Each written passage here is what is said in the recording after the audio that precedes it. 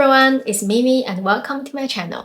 Today we're going to talk about the woman who walked backwards on the high mountain.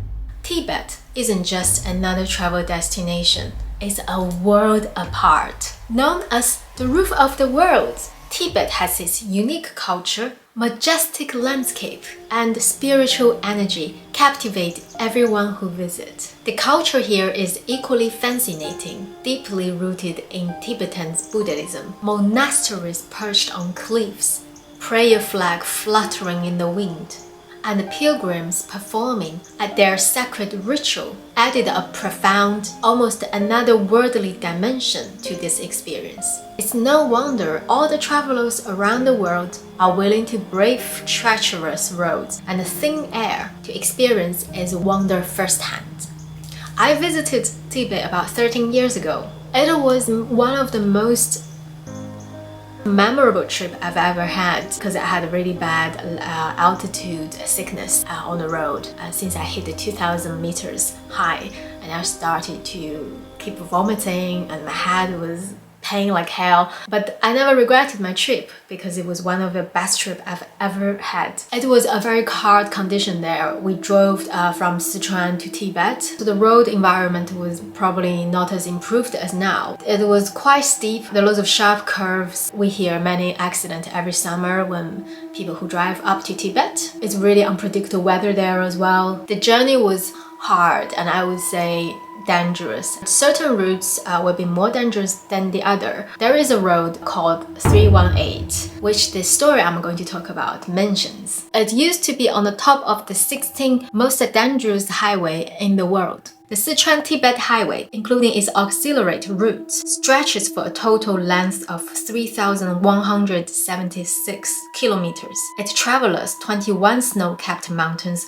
over 4,000 meters altitude and crossed 14 major rivers, known by geographers worldwide as the most dangerous road in the world. It has, thanks to the effort of the generations, become significantly safer in modern times. From Sichuan to Tibet has a very complicated routes. Through the data, every 100,000 drivers, there will be 1,000 drivers had an accident. And this might be exaggerated too much, but it's just to emphasize how dangerous this road could be. Now, let's dive in this chilling tale written by Buming Blind, who's a writer from Weibo. I saw this post through Douban, which is like Chinese Reddit. I got completely scared and I thought it's an amazing story, so I'm sharing that here with you. During my trip to Lingzhi, I joined a guided tour. Our driver, who was also doubled as our tour guide, was from Sichuan. He told that according to the company's policy, driver had to stop every 4 hours, so he was trying to keep the writer entertained during this long trip. Of course, keep the clients happy. Driver often would share some bizarre stories here and there. From this time of the road, he told the writer this story, and I'm going to share here with you.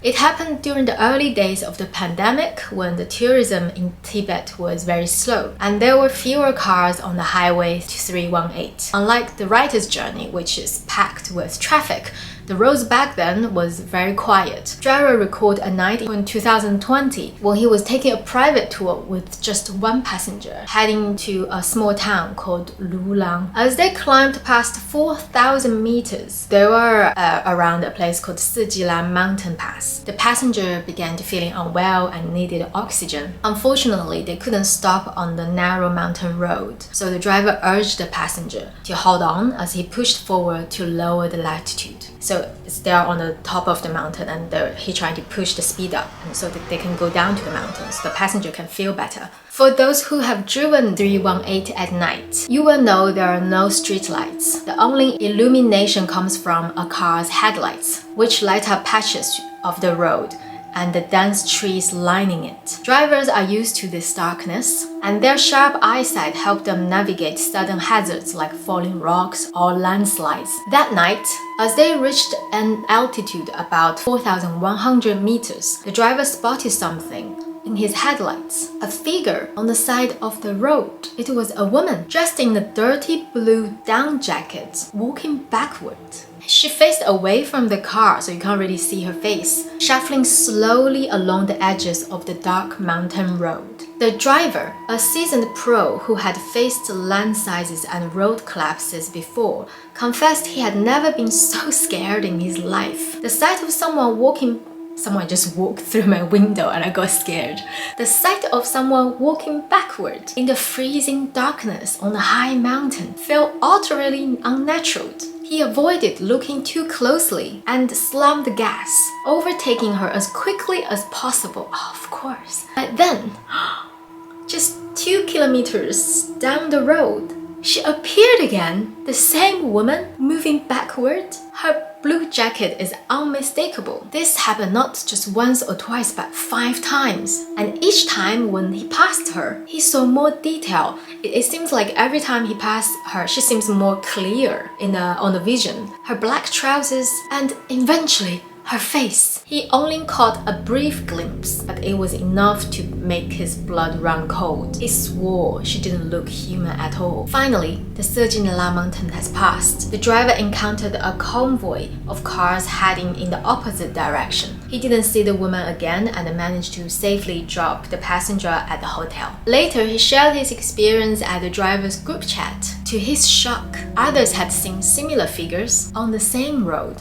Sometimes it's a man, sometimes it's a child, sometimes a woman, all dressed like tourists and walking backward at night. And seeing their faces would require to look back, something no experienced driver would dare to do, but not them. He left the writer with a chilling thought. If you turn around to see their face, you might become the next person walking backward on that road. So, if you ever travel Highway 318, especially at night, heed the driver's advice. Don't look back. What do you think about this story? Would you dare to drive on Highway 318 at night? Let me know in the comments. Thank you so much for watching. Bye bye!